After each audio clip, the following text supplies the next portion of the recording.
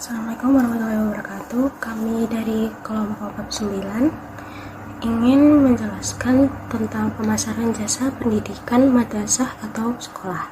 Kemampuan manajer untuk memahami pemasaran pendidikan merupakan prasyarat untuk mempertahankan dan mendorong pertumbuhan lembaga pendidikan.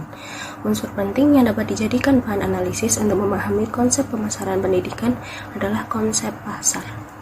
Pemasaran adalah proses transaksional yang meningkatkan harapan, keinginan, dan kebutuhan konsumen potensial, mendorong calon pelanggan untuk menawarkan produk mereka dengan imbalan yang disepakati. A. Pengertian pemasaran. Pemasaran adalah suatu proses sosial dan manajerial yang melibatkan kegiatan-kegiatan penting yang memungkinkan individu dan kelompok mendapatkan kebutuhan dan keinginan melalui pertukaran dengan pihak lain dan untuk mengembangkan hubungan pertukaran. Akibat dari berbagai pengaruh tersebut, masing-masing individu atau kelompok mendapatkan kebutuhan dan keinginan dengan menciptakan, menawarkan, dan menukarkan produk yang memiliki komoditas. Dengan demikian, pemasaran merupakan proses sosial dan manajerial di mana individu dan kelompok mendapatkan kebutuhan dan keinginan mereka dengan menciptakan, menawarkan, dan bertukar sesuatu yang bernilai satu sama lain. Unsur utama dalam pemasaran dapat diklasifikasikan menjadi 3 unsur utama, yaitu unsur strategi persaingan, unsur taktik pemasaran, dan unsur nilai pemasaran. Yang pertama, unsur strategi persaingan. Ada segmentasi pasar, targeting, dan positioning. Yang kedua, unsur taktik pemasaran. Itu ada selling yang terkait dengan penjualan, lalu differentiation. Yang ketiga, bauran pemasaran atau marketing fix. Selanjutnya yang ketiga adalah unsur nilai pemasaran yang berkaitan dengan brand, service, dan proses.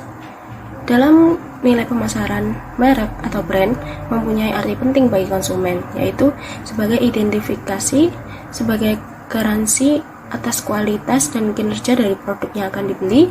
Merek memberi status dan image pada seseorang. Merek memberi arti emosional. Konsep inti pemasaran. 1. Kebutuhan. Konsep dasar yang melandasi pemasaran adalah kebutuhan manusia. Kebutuhan manusia yang kompleks tersebut karena bukan hanya fisik, tetapi juga rasa aman dan aktualisasi diri, sosialisasi, penghargaan, dan kepemilikan. Yang kedua, keinginan. Masyarakat semakin berkembang, keinginannya pun juga semakin luas, tetapi ada keterbatasan dana, waktu, tenaga, dan ruang. Sehingga dibutuhkan organisasi, lembaga, atau perusahaan yang bisa memuaskan keinginan sekaligus memenuhi kebutuhan manusia dengan menebus keterbatasan tersebut, paling tidak meminimalisasi keterbatasan sumber daya. Yang ketiga, permintaan. Dengan keinginan dan kebutuhan serta keterbatasan sumber daya tersebut, akhirnya manusia menciptakan permintaan akan produk atau jasa dengan manfaat yang paling memuaskan, sehingga muncullah istilah permintaan, yaitu keinginan manusia akan produk spesifik yang didukung oleh kemampuan dan ketersediaan untuk membelinya. Yang keempat, produk atau organisasi jasa ide. Dengan kegiatan tersebut, akhirnya perusahaan dapat menawarkan segala sesuatu kepada pasar untuk diperhatikan, untuk dimiliki atau dikonsumsi, sehingga konsumen dapat memuaskan kebutuhan sekaligus keinginannya. Sesuatu itu disebut produk.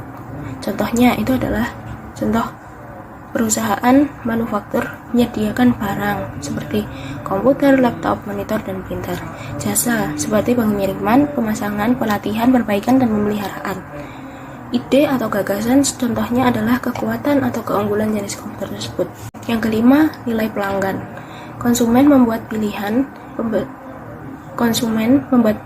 pembeli berdasarkan pada persepsi mereka mengenai nilai yang melekat pada berbagai produk dan jasa. Nilai bagi pelanggan adalah selisih antara nilai total yang dinikmati pelanggan karena memiliki serta menggunakan suatu produk dan biaya total menyertai produk tersebut. Nilai total antara lain nilai dari produk, jasa, personel, pemasar, biaya waktu, biaya energi yang dikeluarkan, dan biaya psikis. Yang keenam, kepuasan pelanggan. Kepuasan pelanggan tergantung pada anggapan kinerja produk dalam menyerahkan nilai relatif terhadap harapan pembeli, atau TQM, Total Quality Management, adalah respon terhadap kepuasan pelanggan. Yang ketujuh, pertukaran. Pertukaran adalah tindakan untuk memperoleh barang yang dikehendaki dari seseorang dengan menawarkan sesuatu sebagai imbalan. Yang kedelapan, transaksi. Transaksi adalah perdagangan antara dua pihak yang paling sedikit melibatkan dua macam nilai persetujuan mengenai kondisi, waktu, dan tempat. Yang kesembilan, hubungan. Hubungan adalah proses menciptakan, memelihara, dan meningkatkan hubungan erat yang semakin bernilai dengan pelanggan dan pihak-pihak yang berkepentingan. Dengan kata lain, hubungan adalah praktik membangun hubungan jangka panjang yang memuaskan dengan pihak-pihak pelanggan, masuk penyalur, guna mempertahankan bisnis jangka panjang. Yang ke-10 adalah jaringan. Jaringan terdiri dari perusahaan dan semua pihak-pihak pendukung, pelanggan, supplier, distributor, pengecer, agen iklan, ilmuwan, dan pihak lain yang bersama-sama dengan perusahaan telah membangun hubungan bisnis yang saling menguntungkan. Yang 11, pasar. Pasar terdiri dari semua pelanggan potensial yang memiliki kebutuhan atau keinginan tertentu yang sama, yang mungkin bersedia dan mampu melaksanakan pertukaran untuk memuaskan kebutuhan dan keinginan itu. Yang ke-12 adalah pemasar dan calon pembeli. Seseorang yang mencari satu atau lebih calon pembeli yang akan terlibat dalam pertukaran tersebut.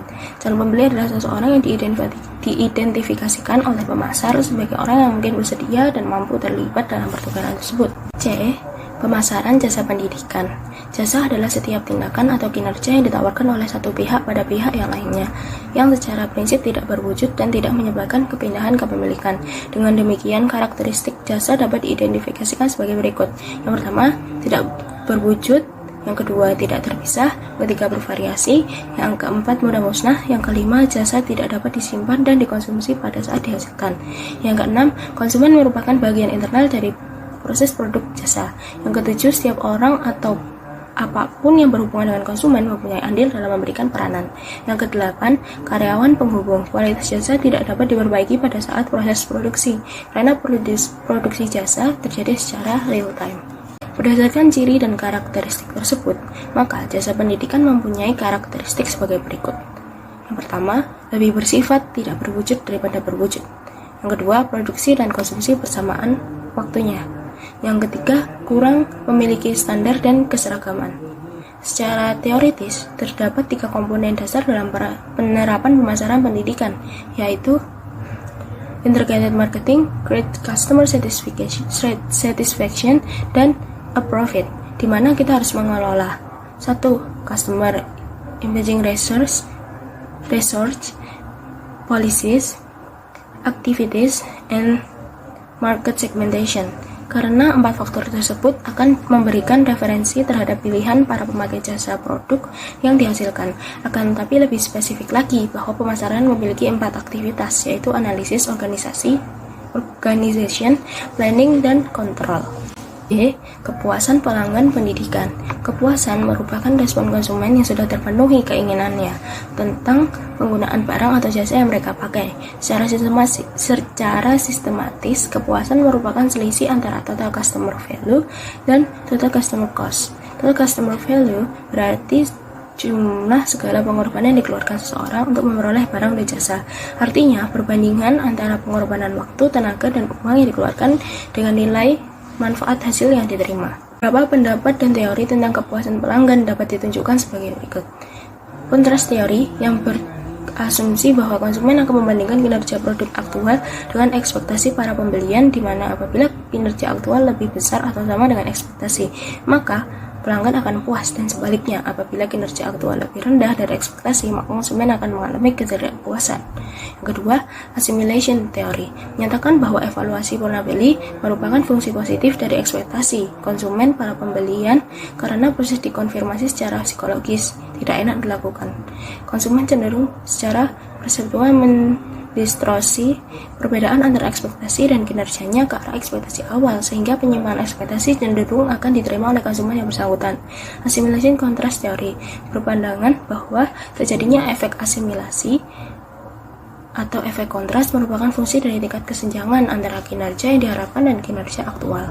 Stas dan Newhouse 1997 yang dikutip Van D dan Gregorius 2005 halaman 203 membedakan 5 tipe kepuasan dan tipe ketidakpuasan berdasarkan kombinasi antara emosi spesifik terhadap penyedia jasa, ekspektasi menyangkut kapabilitas kinerja masa depan memasuk jasa, dan minat berperilaku untuk memilih lagi penyedia jasa bersangkutan. Tipe tersebut sebagai berikut. Yang pertama, demanding customer satisfaction. Yang kedua, stable customer satisfaction. Yang ketiga, resign customer satisfaction. Yang keempat, stable customer dissatisfaction. Yang kelima, demanding customer dissatisfaction. Dalam melakukan pengukuran kepuasan pelanggan, Kotler mengemukakan beberapa cara, diantaranya adalah complaint and suggestion system, kedua customer satisfaction survey, yang ketiga ghost shopping, yang keempat lost customer analysis. Secara umum dapat dikatakan bahwa timbulnya ketidakpuasan dari konsumen dikarenakan oleh tidak kepuasan harapan dengan kenyataan yang dialaminya, ketidakpuasan dalam pelayanan selama proses jasa menikmati jasa, yang ketiga perilaku personel kurang memuaskan, yang keempat suasana dan kondisi fisik lingkungan tidak menunjang, yang kelima ongkos terlalu tinggi karena jarak, waktu, dan harga terlalu tinggi, yang keenam promosi tidak sesuai dengan kenyataan.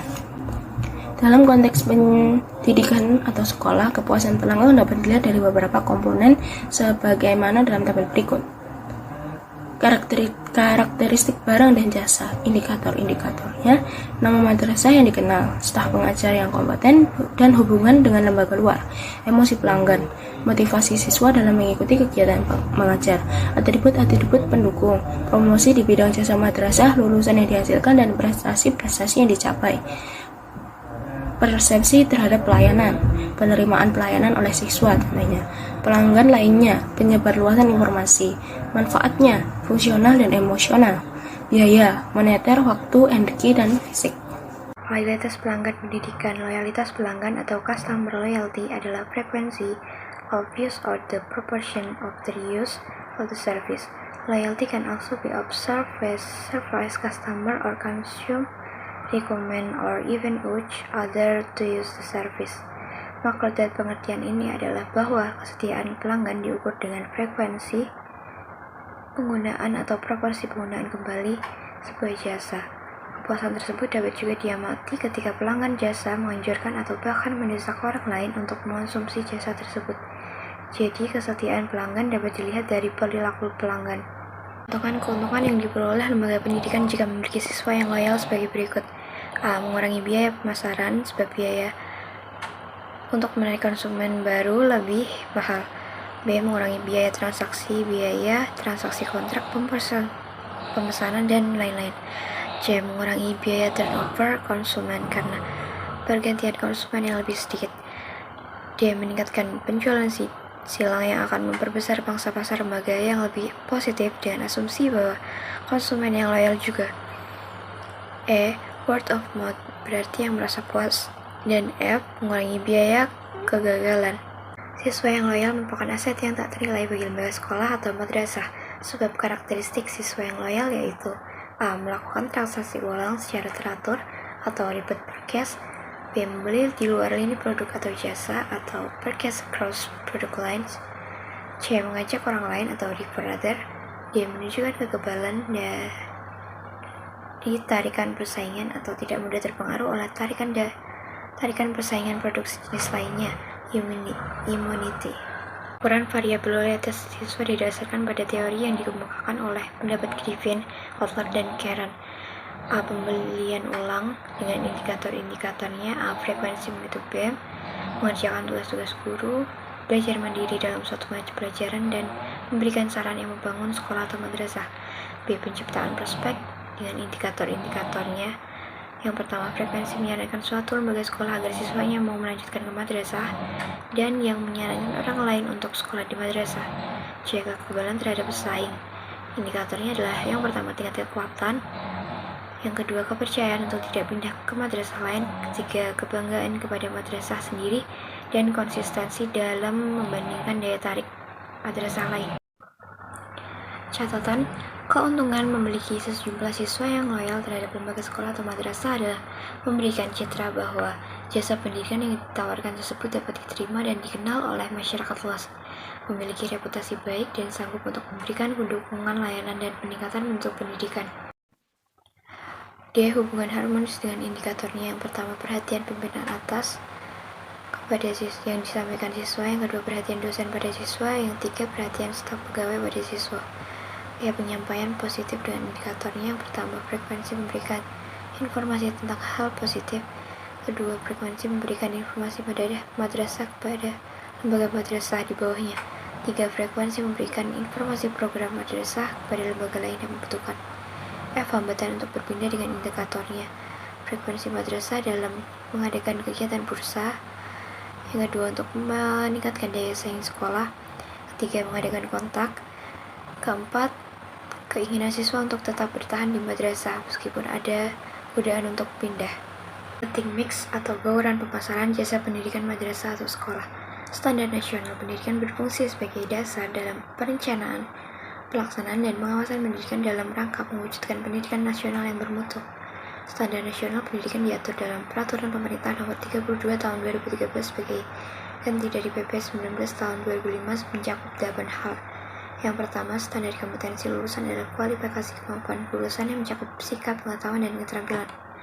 2. Standar isi adalah ruang lingkup materi dan tingkat kompetensi yang dituangkan dalam kriteria tentang kompetensi tamatan, kompetensi bahan kajian, kompetensi mata pelajaran, dan silabus pembelajaran.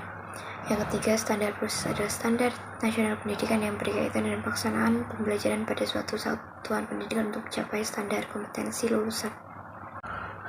Yang keempat, standar pendidik dan tenaga kependidikan adalah kriteria pendidikan pada jabatan dan kelayakan fisik maupun mental, serta pendidikan dalam jabatan. 5. Standar sarana dan prasarana adalah standar nasional pendidikan yang berkaitan dengan kriteria minimal dengan tentang ruang belajar, tempat olahraga, tempat beribadah, perpustakaan, laboratorium, dan lain-lain yang diperlukan untuk menunjang proses pembelajaran termasuk penggunaan teknologi informasi dan komunikasi. 6. Standar pengelolaan adalah standar nasional pendidikan yang berkaitan dengan perencanaan, pelaksanaan, dan pengawasan kegiatan pendidikan pada tingkat satuan pendidikan kabupaten atau kota, provinsi, atau nasional. 7. Standar pembiayaan adalah standar yang mengikuti komponen yang besarnya biaya operasi satuan pendidikan yang berlaku selama 1 tahun. 8. Standar penilaian pendidikan adalah yang berkaitan dengan mekanisme, prosedur, dan instrumen penilaian hasil. Unsur-unsur yang terlibat dalam bauran pemasaran ada 7 hal yang biasa disingkat dengan 7P, yaitu terdiri dari 4P tradisional yang digunakan untuk pemasaran barang dan 3P sebagai perluasan barang bauran pemasaran. Unsur 4P adalah produk atau produk, jasa seperti apa yang ditawarkan, price atau harga, strategi penentuan harganya, place atau lokasi atau tempat, di mana tempat jasa diberikan, promotion atau promosi, bagaimana proses promosi dilakukan. Adapun unsur 3P adalah people SDM, kualitas atau kualifikasi, dan kompetensi yang dimiliki oleh orang yang terlibat dalam pemberian jasa, physical evidence atau bukti fisik, sarana prasarana seperti apa yang dimiliki, dan proses manajemen layanan pembelajaran yang diberikan. Dan berikut adalah contoh gambarnya, bisa kalian lihat pada bagian kanan. Untuk produk jasa pendidikan madrasah, Kotlan mendefinisikan produk sebagai segala sesuatu yang dapat ditawarkan pasar untuk memenuhi keinginan atau kebutuhan. Dalam pengertian lain, produk adalah keseluruhan konsep, objek atau proses yang diberikan sejumlah nilai kepada konsumen. Pengertian tersebut menunjukkan bahwa produk adalah sesuatu yang dihasilkan dari sebuah proses yang dapat menghasilkan kepuasan atau manfaat bagi pengguna yang dapat ditawarkan ke pasar dan akan mempengaruhi persepsi pelanggan dalam melakukan pembelian. Produk dalam konteks jasa pendidikan madrasah adalah jasa yang ditawarkan kepada pelanggan berupa reputasi, prospek, dan variasi pilihan. Reputasi dan prospek lembaga madrasah menjadi daya tarik dan minat siswa. 2. Price atau harga jasa pendidikan madrasah. Harga atau price dalam pemasaran adalah jumlah uang yang harus dibayarkan oleh konsumen untuk mendapatkan suatu produk. Saladin Usman mengartikan harga sebagai jumlah uang sebagai alat tukar untuk memperoleh produk atau jasa. Harga dalam konteks pendidikan, jasa pendidikan adalah seluruh biaya yang dikeluarkan untuk mendapatkan jasa pendidikan yang ditawarkan.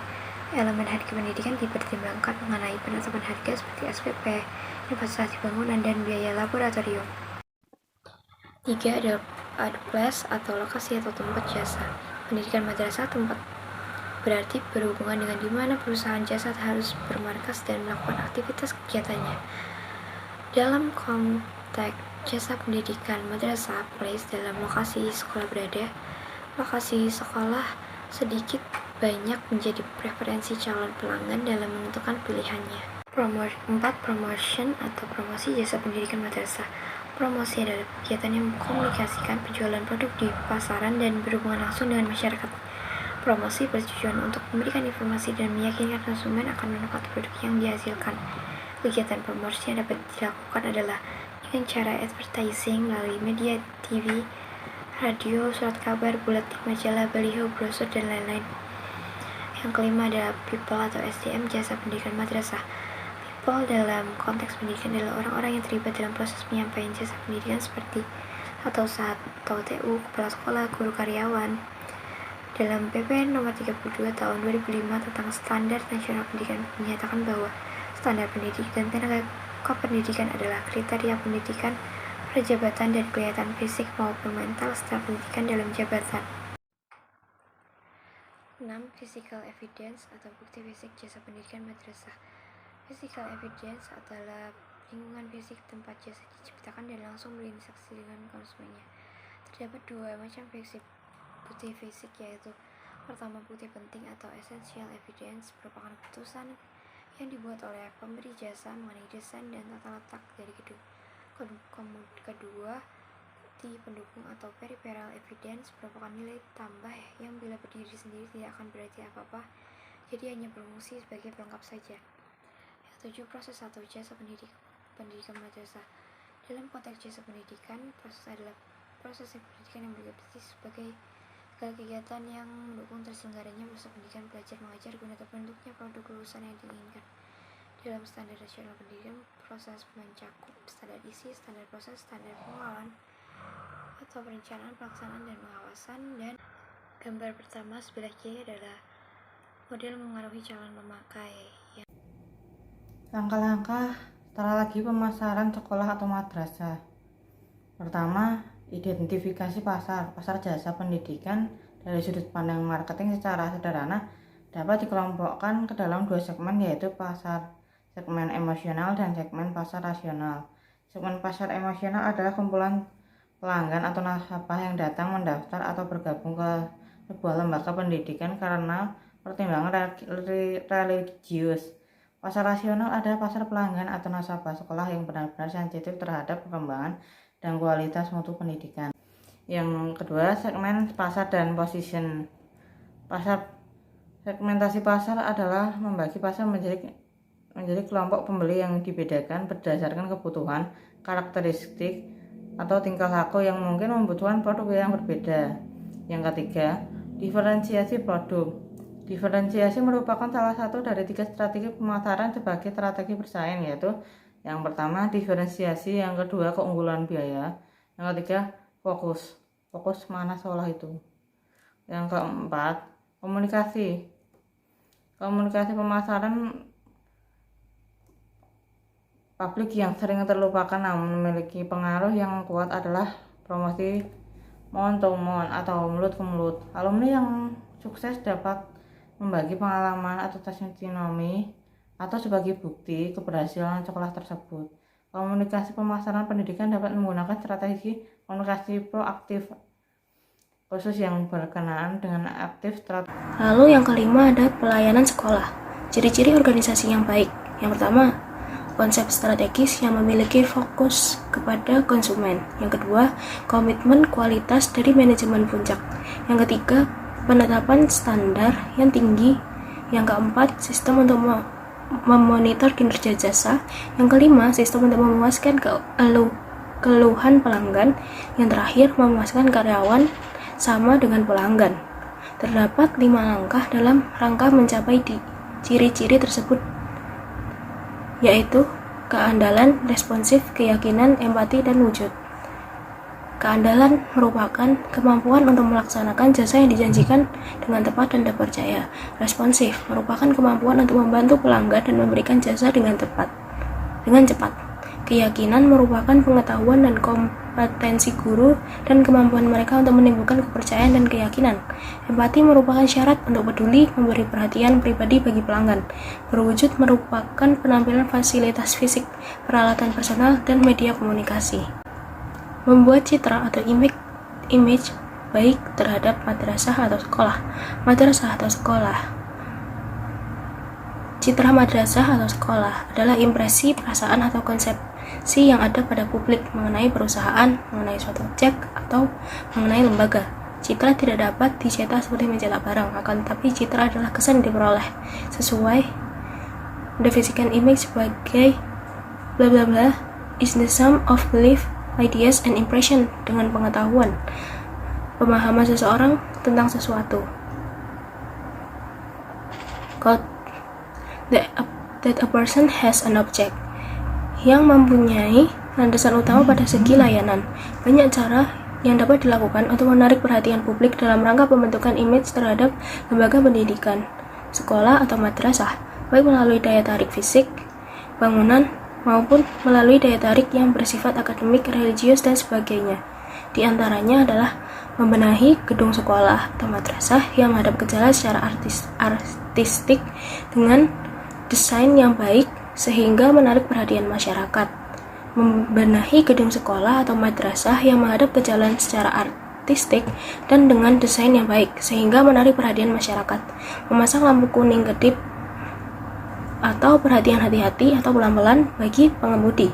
Kerjasama dengan media, kepala sekolah atau masyarakat atau madrasah gencar mengadakan pidato-pidato, menghadiri pertemuan, dan menginformasikan lembaga dengan baik.